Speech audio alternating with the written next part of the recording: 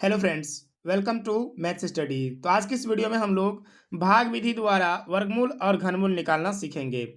तो हमारे सामने यहाँ पर 3 प्रश्न हैं। इन तीनों प्रश्न को हम लोग बारी-बारी से बहुत ही आसान तरीके से हल करेंगे। अगर आपको वर्गमूल और घनमूल में किसी भी प्रकार का कोई भी डाउट है, तो आप इस वीडियो को अंत तक ज़रूर देखिएगा ताकि आपका सभी डाउट्स क्लियर हो जाए। तो चलिए, पहला सवाल हमारा है कि 625 का वर्गमूल निकालना है हमें, ठीक है।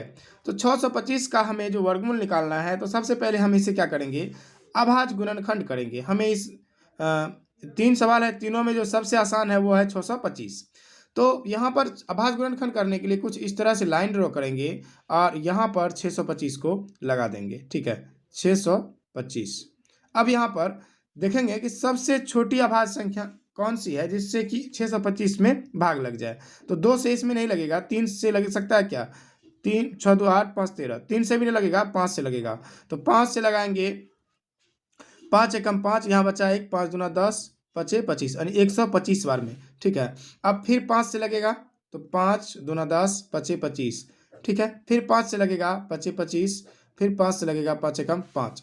अब इसको हम क्या लिख सकते हैं, यानी कि 125 को हम लिख सकते हैं 5 गुणा 5 गुणा 5 गुणा 5। तो यहाँ पर हमने क्या सीखा कि 625 को अगर अभाज्य गुणनखंड किया जाए तो उसे 5 बार गुणा के रूप में लिखा जा सकता है। अब बात आती है कि इसका वर्गमूल मतलब क्या होगा।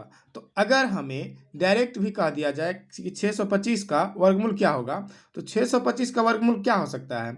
625 का वर्गमूल निकालने के लिए हमें क्या करना होता है कि मान लीजिए अगर इधर भी रूट हम चढ़ा दें 625 बराबर, और इधर भी रूट चढ़ा दें, ठीक है। या डायरेक्ट भी आप बता सकते हैं कि 625 का वर्गमूल दो संख्याओं का पेयर, अगर इसमें से एक दो में से एक को लेंगे तो ये 5 निकलेगा और ये भी 5 निकलेगा, तो इसका आंसर 25 होगा, ठीक है। 625 का वर्गमूल 25। लेकिन यहाँ पर आपको ऐसे समझना है कि इधर भी रूट के अंडर में 625 है और 625 को हम गुना के रूप में कैसे लिख सकते हैं। रूट के अंडर में ही रहेगा 625, लेकिन इसको हम गुना के रूप में कैसे लिख सकते हैं। इसको लिख सकते हैं 5 गुना 5 गुना 5 गुना 5। तो इस तरह से ये लिखा जाएगा। अब रूट से बाहर निकालना है, रूट अंडर मतलब 625 रूट में है अभी। अब इसका वैल्यू निकालना है, यानी कि रूट से बाहर निकालना है। तो इसका अभाज्य गुणनखंड किया, अभाज्य गुणनखंड करने के बाद दो संख्याओं का एक समूह बनाएंगे जिसमें कि दो दो का एक पेयर होगा। तो उसमें से एक ठो को बाहर निकाल लेंगे और इसे गुना का चिन्ह जो है इसे लगा देंगे, फिर एक ठो बाहर निकालेंगे, तो ये हो जाएगा 5 25, राइट। अब देखिए अब क्या होगा, 2304। 23, ये तो कंप्लीट हो गया हमारा पहला क्वेश्चन। अब 2304 का निकालना है वर्गमूल, तो हमें 2304 को यहाँ लिख लेना होगा, 2304। अब यहाँ पर अभाज्य गुणनखंड की बात आती है, तो सबसे छोटी अभाज्य संख्या कौन सी है, 2 है। यहाँ पे 2 से भाग लग सकता है, तो 2 एकम 2, 2 एकम 2, 2 पंचे 10, 2 दूना 4, ठीक है। फिर यहाँ से 2 से लगेगा, 2 पंचे 10, एक बचा, 2 सत्तर 14, यहाँ एक बचा, 2 छाके 12, ठीक है। फिर यहाँ 2 से लगेगा, तो ये हो जाएगा 2 दूना 4, यहाँ एक बचा 17, 2 अठे 16, 2 अठे 16, ठीक है, 288 हो गया। फिर से 2 से लगेगा, 2 एकम 2, 2 चौके 8, 2 चौके 8, ठीक है। फिर 2 से लगेगा, तो 2 सत्तर 14, 2 दूना 4, ठीक है। फिर 2 से लगेगा, 36 दूना 72, और फिर 2 से लगेगा 18 दूना 36, और फिर 2 से लगेगा 9 दूना 18। अब 3 से लगाना होगा, तो 3 से लगाते हैं, 3 तिया 9 और 3 एकम 3। तो इसको हम गुणा के रूप में कैसे लिख सकते हैं, यानी कि यहाँ पर हम लिख सकते हैं रूट अंडर 2304, रूट में है, ये रूट के अंडर में है। इसे हम अभाज्य गुणनखंड के रूप में कैसे लिख सकते हैं, तो इसको लिख सकते हैं ऐसे, पहले रूट लगाएंगे और अब लिखेंगे 2 गुना 2 गुना, क्या बार 2 है, 1 2 3 4 5 6 7 8 बार, तो 3 बार हुआ है। इसको हम इस तरह से लिख लेंगे, और 4 हुआ, 5 6 7 8, ठीक है। अब गुना में फिर 3, फिर से 3। अब इस 2 में से एक को बाहर निकालना, इस 2 में से एक को बाहर निकालना, इस 2 में से एक बाहर निकालना, इसको 2 में से एक बाहर निकालना, और इस 3 में से एक 3 को बाहर निकालना है। तो ये 3 निकलेगा, यहाँ से 2 निकलेगा, यहाँ से 2 निकलेगा, यहाँ से 2 निकलेगा, और यहाँ से 2 निकलेगा। अब सभी को गुना कर दीजिए, इसको भी गुना, इसको भी गुना, इसको भी गुना, और इसको भी गुना। अब सबको गुना करने पर जो आंसर आएगा वो हम वो हमारा वर्गमूल होगा। तो 2 दूना 4, दूना 8, दूना 16, तिया 48। तो इसका आंसर कितना आ गया? 48। रूट अंडर 2304 का वैल्यू आ गया 48। तो इस तरह से हमारा ये दूसरा सवाल कंप्लीट होता है। अब तीसरे सवाल को हम लोग सॉल्व करते हैं। ठीक है, तीसरा सवाल क्या है? ये है 44,100। ठीक है, तो इसे अभाज्य गुणनखंड करना होगा।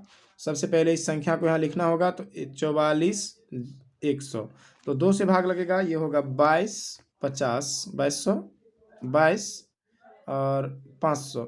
ये सॉरी, यहाँ पर 2 दूना 4, और 2 दूना 4, 2 दूना 4 और 100 का आधा 50। ठीक है, इकाई, दहाई, सैकड़ा, हज़ार, 10,000, 44, 22,050 होगा।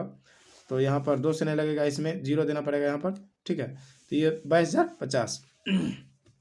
यहाँ पर फिर 2 से लगेगा। ठीक है, तो 2 एकम 2, 2 एकम 2, और ये 0 का 0 उतर जाएगा। 2 दूना 4, यहाँ पर बचेगा 1, 2 पंचे 10।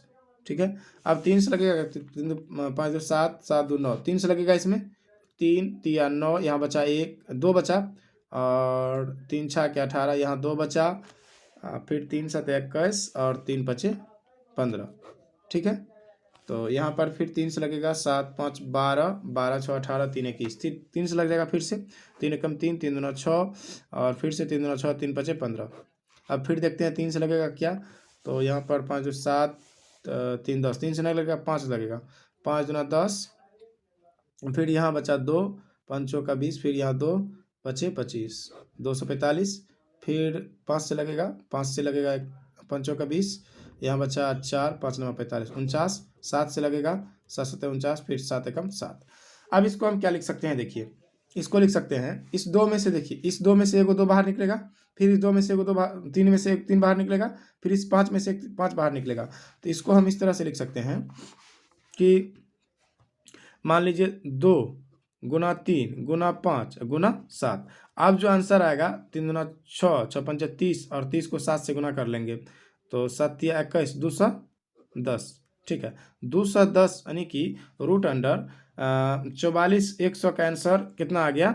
अगर इसको हम इस तरह से लिखें, 44,100, इसका वैल्यू कितना आ गया? 210। तो मुझे उम्मीद है कि इस तरह के सवाल को आप आसान तरीके से कर पाएंगे। चलिए, अब अगला जो है हमारा घनमूल का टॉपिक, इसे कंप्लीट करते हैं। घनमूल का टॉपिक जो है, तो घनमूल में क्या करते हैं? देखिए, जैसे रूट के अंदर में कोई भी संख्या था, पहले रूट के अंदर में अगर कोई 2 संख्या a गुना a रहता था, तो उसे हम a मानते थे। मतलब रूट के अंदर में कोई संख्या 2 बार गुना में है, तो उसमें से एगो बाहर निकालते थे। लेकिन अगर हम घनमूल निकालेंगे, तो उसमें से अगर रूट के अंदर में कोई संख्या a गुना a 3 बार अगर रहेगा, तो उसमें से एगो बाहर निकालेंगे, और उसका सिंबल कुछ इस प्रकार से होगा। इसको बोलते हैं क्यूब रूट इंग्लिश में, और हिंदी में बोलते हैं घनमूल। तो चलिए, हम सबसे पहले 64 का आवाज गुणनखंड करते हैं। तो 64 का आवाज गुणनखंड करने के लिए हमें क्या करना होगा? इस तरह से लाइन ड्रॉ करना होगा, और 64 को यहाँ लिखना होगा। अब देखिए, 2 से भाग लगेगा, 32 दूना 64, फिर 2 से लगेगा 16 दूना 32, फिर 2 से लगेगा 8 दूना 16, फिर 2 से लगेगा 4 दूना 8। ठीक है, अब आगे बढ़ते हैं। 2 दूना 4, फिर 2 एकम 2। अब इसको क्या लिख सकते हैं हम रूट के अंडर में? देखिए, cube root of 64, cube root of 64 को लिख सकते हैं, क्यूब रूट ऑफ 2 गुना 2 गुना 2, कितना बार आया? 1 2 3 4 5 6 बार आया है। तो 2 जितना बार आया है उसको लिख देना है, 2 गुना 2। तो इस 3 में से एगो, यानी कि 3 का एक समूह बनाएंगे, 3 संख्याओं में 3 संख्याओं का समूह बनाएंगे, प्रत्येक में 3 संख्याओं का यहाँ एक समूह बना, यहाँ भी 3 संख्याओं का एक समूह बन गया। अब इस 3 में से एगो, क्यूब रूट में क्या होता है, 3 ठो में से एक ठो बाहर निकलता है, और ये गुना का सिंबल है, ये तो रहेगा ही। इस 3 में से एक ठो को बाहर निकालेंगे। ठीक है, तो ये 2 दूना 4, यानी कि क्यूब रूट ऑफ 64 का वैल्यू हो गया 4। समझ में आ गया होगा आपको। चलिए, अगला क्वेश्चन लेते हैं। 512, 512 का हमें घनमूल बताना है। ठीक है, तो सबसे पहले इस तरह से लाइन ड्रॉ करना होगा। 512 यहाँ लिख लेते हैं।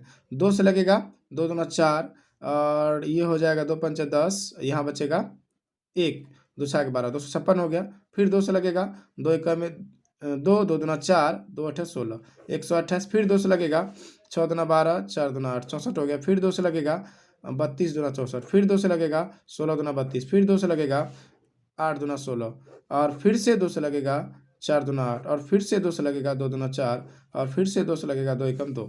अब देखिए कितना बार आया है, 2 1 2 3 4 5 6 7 8 9। सीधी सी बात है, अगर कोई भी क्यूब रूट किसी भी नंबर का निकालना होता है, तो यहाँ पर 3 लिखते हैं, यानी कि क्यूब रूट, इसका मतलब हुआ क्यूब रूट या घनमूल। तो यहाँ पर अगर कोई संख्या 9 बार आया है, जैसे मान लीजिए लिख ही देते हैं, 2 गुना 2 गुना 2 गुना 2 गुना कितना बार, 5 बार हुआ, 6 बार हो गया 2, इस तरह से 7 बार, इस तरह से 8 बार, और ये 9 बार हो गया। तो 3 3 का एक समूह बनाएंगे, 3 का समूह यहाँ, 3 का समूह यहाँ, इस 3 में से एक ठो 2 बाहर निकालेंगे, यहाँ एक निकल गया, यहाँ निकल गया। अब इन सभी को गुना करना है, तो 2 दूना 4, 4 दूना 8, यानी कि 512 हमारा आंसर आ गया। ठीक है, तो इस तरह से हम किसी भी सवाल को आसान तरीके से सॉल्व कर सकते हैं और किसी भी संख्या का घनमूल निकाल सकते हैं। चलिए एक और सवाल लेते हैं जो कि हमारे सामने है। तो हमारा नेक्स्ट सवाल है 2744 का घनमूल निकालना है। तो सबसे पहले हम अभाज्य गुणनखंड करेंगे। 2744 को यहाँ लिख लेंगे 2744। ठीक है, इसे अभाज्य गुणनखंड करेंगे तो 2 से लगेगा, 2 एकम 2, 2 तिया 6, 2 सते 14, 2 दूना 4, 1372 हो गया। फिर 2 से लगेगा, 6 दूना 12, यहाँ बचा 1, और ये 2 8 16, फिर 2 6 के 12, फिर 2 से लगेगा, 2 तिया 6, 2 चौके 8, और 3 दूना 6। ठीक है, अब देखिए यहाँ पर फिर किससे लगेगा, 4 3 7 3 10, तो यहाँ पर 344 चेक कर लेते हैं, 3 दूना 6, 4 दूना 8, 3 दूना 6। ठीक है, अब इसमें 7 से लगेगा क्या, तो यहाँ पर 4 दूना 4 है, ये यहाँ पे 7 से देख लेते हैं, 7 चौका 28, यहाँ बच जाएगा 6, और 7 नंबर 63, 7 से लगेगा यहाँ पर, तो 7 चौका 28, यहाँ बचा कितना 6, 7 नंबर 63, फिर यहाँ 7 से लगेगा, 7 सते 49, और फिर 7 से लगेगा 7 एकम 7।